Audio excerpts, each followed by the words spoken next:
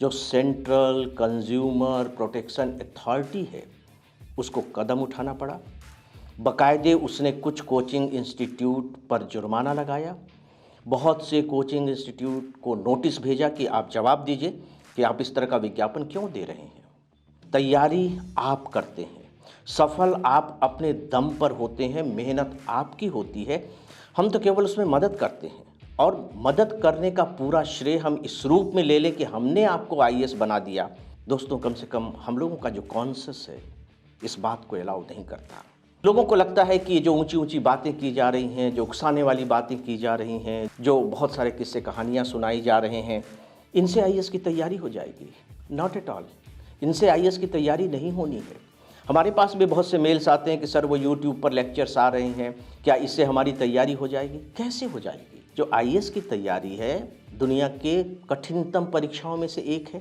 तो क्या आपको लगता है कि यूट्यूब से ऊंची ऊंची बातें सुन करके आप इसकी तैयारी कर लेंगे? आप खुद सोच करके देखिए।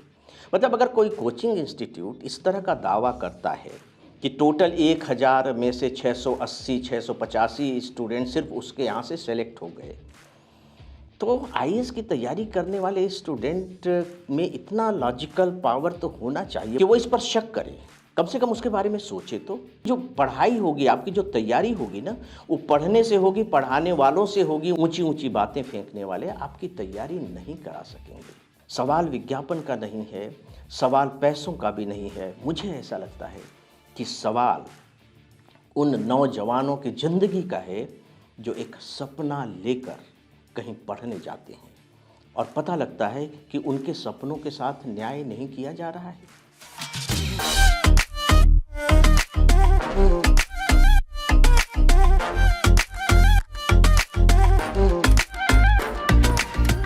मेरे प्यारे साथियों, नमस्कार। फ्रेंड्स, जो स्टूडेंट आईएएस की तैयारी कर रहे हैं उन एस्पिरेंट्स के लिए एक बहुत अच्छी बात हो रही है। बात ये हो रही है कि आप देख रहे हैं कि जो आईएएस की कोचिंग देने वाले इंस्टीट्यूशंस हैं, बिल्कुल सामने आ गया है कि किस तरीके से स्टूडेंट्स को अपने यहाँ एडमिशन दिलाने के लिए तरह तरह के सही, झूठे, गलत हथकंडों का इस्तेमाल करते हैं, गलत तरीके से विज्ञापनों का प्रकाशन करते हैं। इसको लेकर के बहुत सारी बातें हो रही हैं, सोशल मीडिया पर भी बहुत सी चर्चाएं हो रही हैं और मैं समझता हूं कि ये बहुत अच्छी बात है, ये बहुत पहले हो जानी चाहिए थी। लेकिन आप जानते हैं कि जब बात बहुत आगे बढ़ जाती है तभी कोई घटना घटती है और वह समय आ गया है कि बाकायदे जो सेंट्रल कंज्यूमर प्रोटेक्शन अथॉरिटी है उसको कदम उठाना पड़ा। बाकायदे उसने कुछ कोचिंग इंस्टीट्यूट पर जुर्माना लगाया। बहुत से कोचिंग इंस्टीट्यूट को नोटिस भेजा कि आप जवाब दीजिए कि आप इस तरह का विज्ञापन क्यों दे रहे हैं। फ्रेंड्स, यहाँ एएफई आईएएस के लिए आत्मसंतोष महसूस करने का एक बहुत बड़ा कारण है और सच पूछिए तो उसी आत्मसंतोष को मैं आप सबके सामने अभिव्यक्त कर रहा हूँ। हम लोग भी पिछले बहुत समय से स्पेशली ऑनलाइन कोचिंग में हैं। हमारे पास बहुत से मेल्स आते हैं और वो पूछते हैं कि सर आप बताइए कि आपके यहाँ से कितने स्टूडेंट सेलेक्ट होते हैं। हम कभी नहीं बताते कि हमारे यहाँ से इतने स्टूडेंट सेलेक्ट हुए हैं। ऐसा तो नहीं है कि हमारे यहाँ से सिलेक्शन नहीं होते हैं। उनकी हमें खबर भी होती है और वो खुद भी खबर देते हैं, लेकिन हम उनकी गिनती नहीं करते, उन्हें हम अपने विज्ञापन का आधार नहीं बनाते।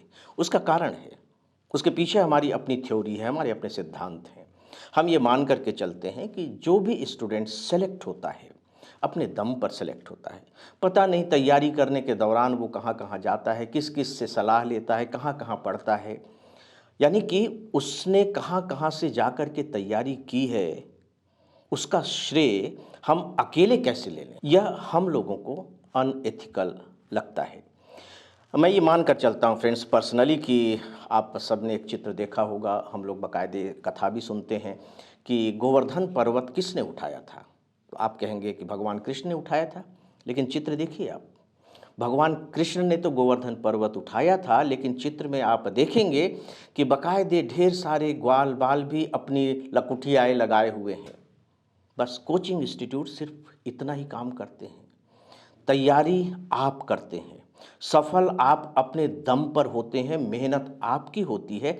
हम तो केवल उसमें मदद करते हैं और मदद करने का पूरा श्रेय हम इस रूप में ले लें कि हमने आपको आईएएस बना दिया।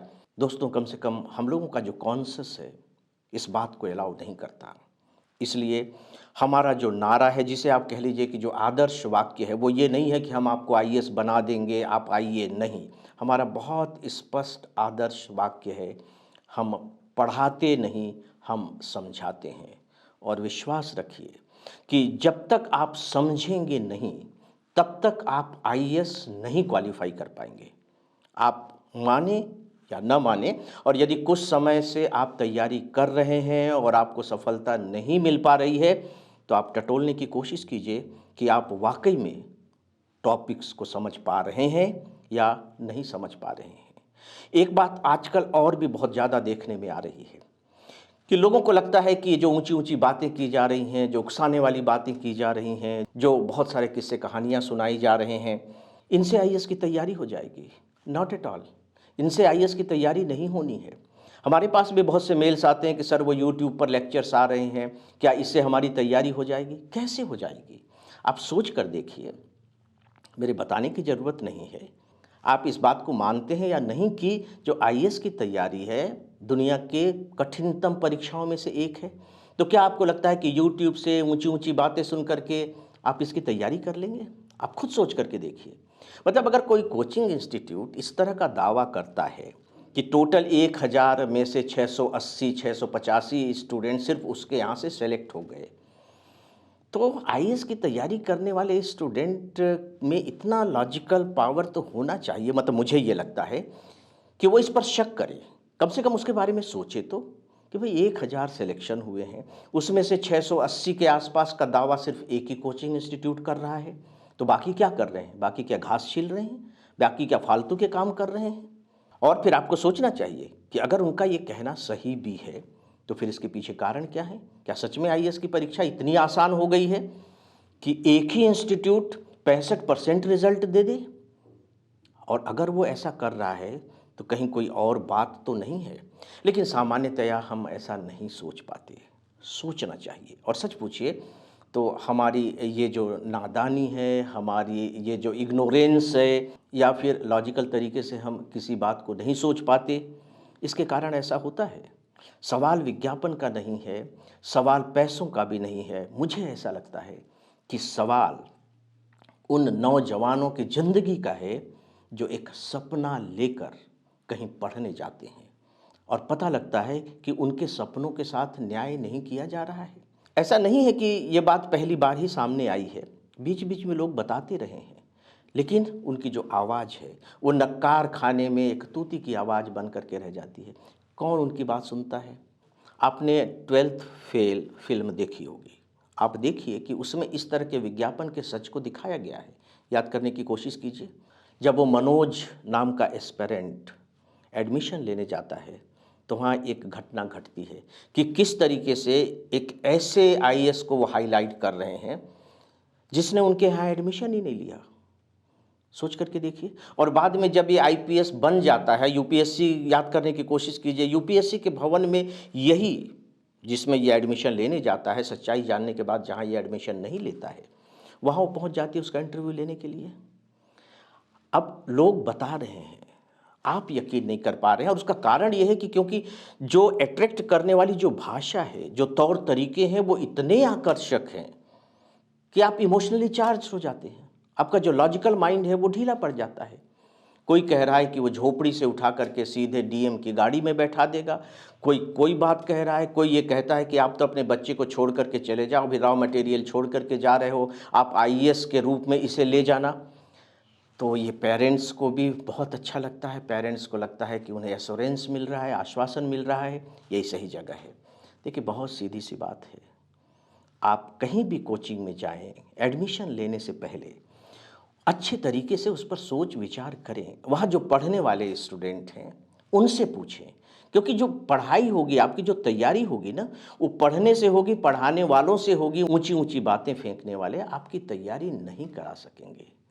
इसे समझिए, और ये वक्त आ गया है जब आपको इसे बहुत अच्छे तरीके से समझ लेना चाहिए। फ्रेंड्स, आखिरी में मैं एक बात और कहना चाहूँगा। अगर आप इस माहौल को बदलना चाहते हैं तो इसकी शुरुआत आपको खुद से करनी पड़ेगी। आप सतर्क होइए, आप समझदार बनिए।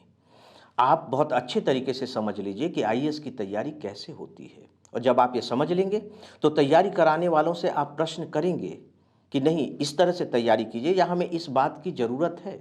आप उनसे डिमांड करेंगे, और जब आप डिमांड करेंगे तो सीधी सी बात है कि जो सामने वाले हैं, जो कोचिंग इंस्टीट्यूट वाले हैं, वे सतर्क होंगे। वे सही तरीके से आपको गाइड करने की तरफ आगे बढ़ेंगे। मत भूलिए, तैयारी आपको करनी है, सफल आपको होना है। अंत में यही कि जीवन आपका है। अगर आप ही ढीले पड़ जाएंगे तो अगर दूसरे ढीले पड़ रहे हैं तो फिर किसका दोष है? कितना दोष है किसका? सोच करके देखिए। सतर्क हो जाइए, अभी सतर्क हो जाइए, अभी भी वक्त है, देरी नहीं हुई है। इससे पहले कि देरी हो जाए, जागिए और अपने आप को संभालिए। फ्रेंड्स, यदि आपको हमारा यह वीडियो पसंद आया हो तो आप इसे ज़्यादा से ज़्यादा लोगों तक शेयर करें और हमारे यूट्यूब चैनल को सब्सक्राइब करें। नमस्कार।